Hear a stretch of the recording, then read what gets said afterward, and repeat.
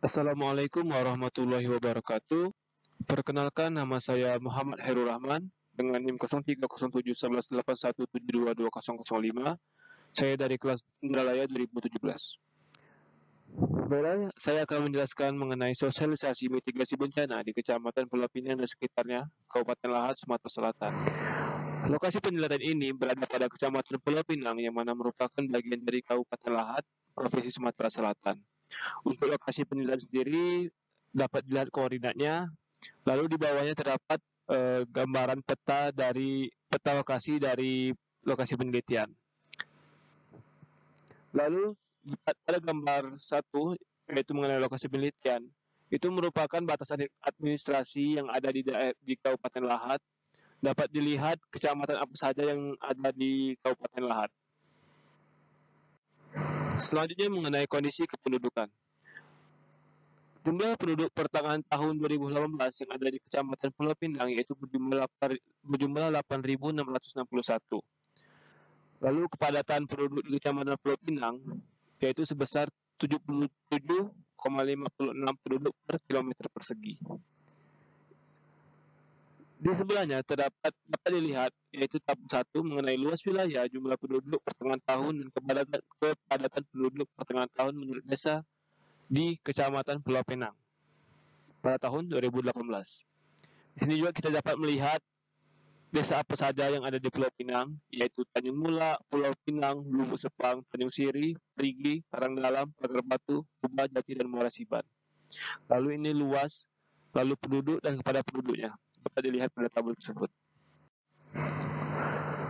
Lalu pada gambar 3, ya, ini mengenai peta geomorfologinya.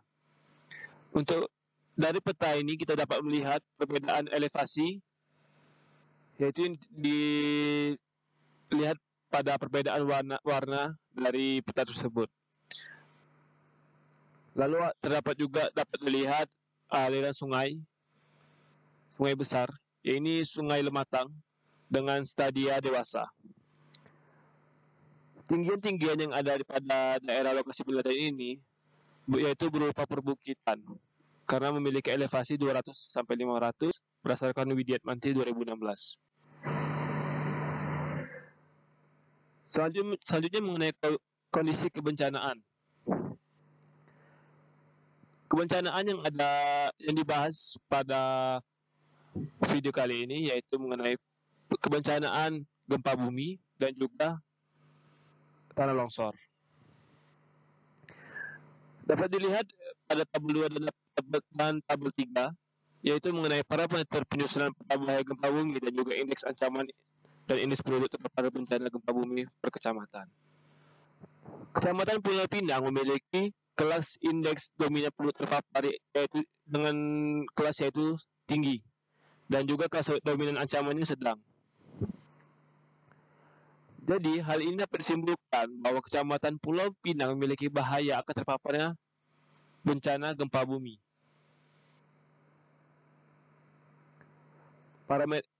Hal ini dapat didapatkan berdasarkan parameter mengenai penyusunan peta bahaya gempa bumi yang ada pada tabel 2.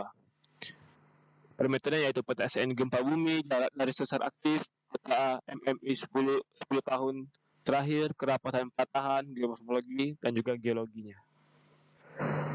Selanjutnya mengenai tanah longsor atau bencana tanah longsor yang dapat terjadi pada lokasi pemetaan atau penelitian. Indeks ancaman dan isi penduduk terpapar bencana tanah longsor pada Kecamatan Pulau Pinang yaitu memiliki kelas indeks dominan penduduk terpaparnya sedang dan juga kelas dominan ancamannya sedang. Walaupun termasuk sedang, tetapi bahaya akan terpapar dari bencana longsor tetap menjadi ancaman yang serius bagi masyarakat sekitar. Dan parameter penyusunan peta bahaya tanah longsor ini berdasarkan persen kemiringan lerengnya, geomorfologinya, tempat vegetasi, serta jarak sesar atau patahan. Selanjutnya mengenai mitigasi terhadap bencana yang ada. terjadi bermacam bencana seperti yang dijelaskan sebelumnya, seperti gempa bumi maupun tanah longsor yang ada di Kabupaten Lahat maupun Kecamatan Pulau Pinang, maka diperlukan framework guna acuan dalam mitigasi bencana. Dengan menggunakan kerangka kerja Sendai Framework sebagai acuan, maka hal-hal yang dapat dilakukan yaitu pengurangan jumlah korban jiwa dan warga terdampak dapat dilakukan dengan meningkatkan pemahaman akan besarnya potensi bencana, menjaga kepekaan dan kesiagaan agar melakukan tindakan tepat sebelum atau ketika terjadi bencana. Dan mitigasi yang selanjutnya dapat dibaca sendiri pada video ini, pada PPT tersebut.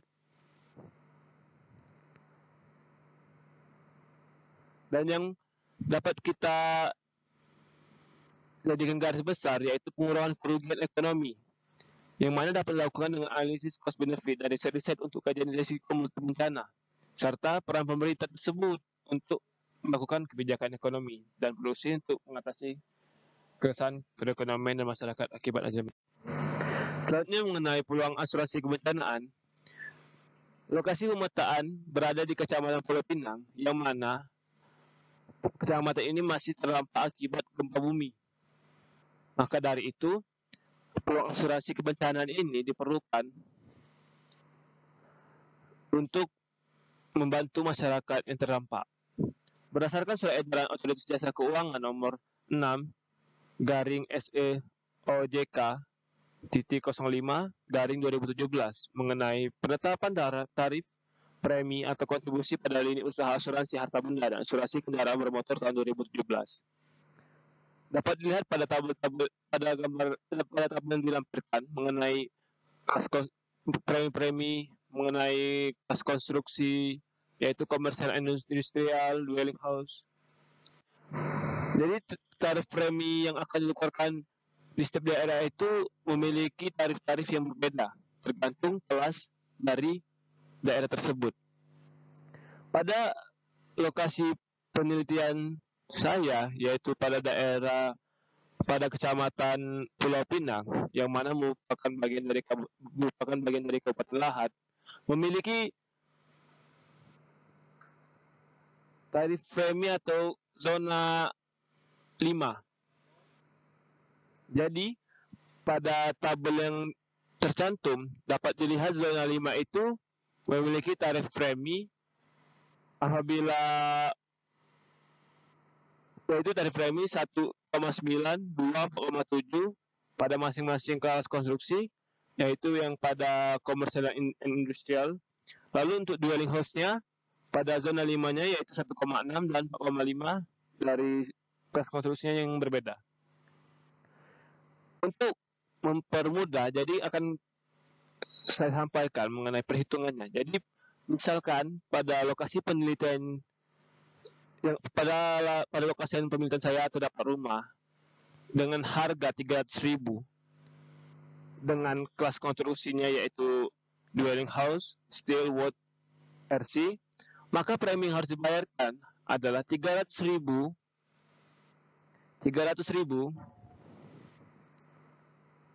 dikalikan 1,6 didapatkan dari zona 5 ini, maka didapatkan 4.800.000 per tahun, dan untuk per bulannya yaitu 400.000.